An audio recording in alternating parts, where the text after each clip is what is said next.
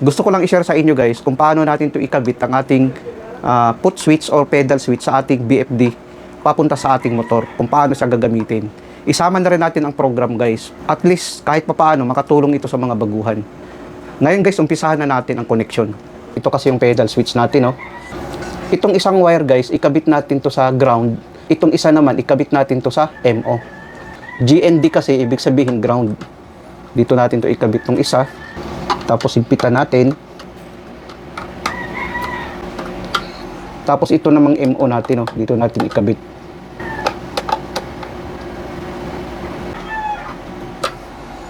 Ganun lang ang pagkabit guys, kung makikita natin, no? Kinabit natin sa ground, GNT, tapos ang isa naman sa MO, no? Ito siya guys ay normally open, itong pedal switch na ating ginamit ay normally open. Ang ibig sabihin nito, pag mag-close ang contact nito guys, kung gaganon siya, no? Gagana ngayon ang motor na ito. Ganun ang function niya guys. Ngayon i-program natin ngayon, no? I-on lang natin to. Ang program nito guys ay ilagay natin sa 2. Tapos dito naman nilayo lang natin konti, no? To 00, tapos ilagay natin sa 1. Okay na yan. Tapos press natin to. Tapos D1. Okay na yan, no? Ganun ang program niya guys. Madali lang naman to. Tapos pag i-end, balik na natin dito sa 60 Hz. I-ganon natin. Yan, ibalik natin dyan sa, ang frequency niya ay 60 Hz. Ngayon, i-try natin ngayon guys na ating pagganahin ang ating motor. Assuming guys na ito, pag i-press natin to, kasi foot pedal switch ito, or foot switch, pag i-press nito guys, mag-close ang contact, gagana ngayon ang motor natin. Assuming ngayon guys na inaapakan natin to, no? Pag i-try natin no, na ating apakan, gagana ngayon ang ating 3-phase motor. Itong BFD natin guys ay single phase ang input, 3-phase ang output nito. Pag i-press natin to, gagana ang motor natin, no? Kung makikita natin.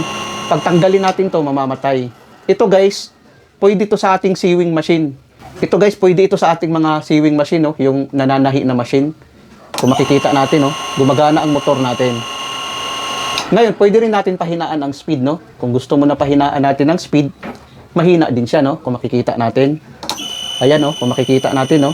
Bali, inaapakan natin tong pedal switch natin. Pag bitawan natin, mamamatay din, no? Kung makikita natin. Ganon. Ito sa mga sewing machine, guys, pwede ito. Yung mga nagtatahi na mga machine, pwede ito. Itong pedal switch, ikabit natin sa BFD. Kung makikita natin, no? Pwede rin natin pahinaan masyado.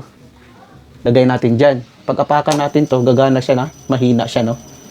Kumbaga, assuming na inaapakan natin to, no? Pag bitawan natin, mamamatay din ang motor natin. Kung makikita natin, guys, no? Yan. Ngayon, pag ilagay naman natin dito, tataas naman ang speed ng ating motor, kung makikita natin, no? Kasi nasa 33.6 ang frequency niya, no? Kung makikita natin. Kung bitawan natin, guys, mamamatay. Makikita natin, no? Ito siya, guys, ay pedal switch ito na ating inaapakan or foot switch ito. Pag iganon mo kasi, guys, magko-close ang contact. Pag bitawan, mamamatay. Inaapakan ito, guys, inaapakan. Assuming na inaapakan natin, gagana ang motor natin, no? Pag bitawan, mamamatay. Pag ilagay naman natin dito sa 60, mabilis ang ikot niya, no? Kung makikita natin. Pag bitawan natin, mamamatay. Ayan. Kung makikita natin, no? Pag ilagay natin sa minimum speed lang, pwede rin, no? Kung makikita natin. Gumagana siya. Kung makikita natin, guys, no? Ayan siya. Sana, guys, nakapagbigay ito ng konting kaalaman sa mga baguhan. Maraming salamat sa inyo, guys. Hanggang sa muli.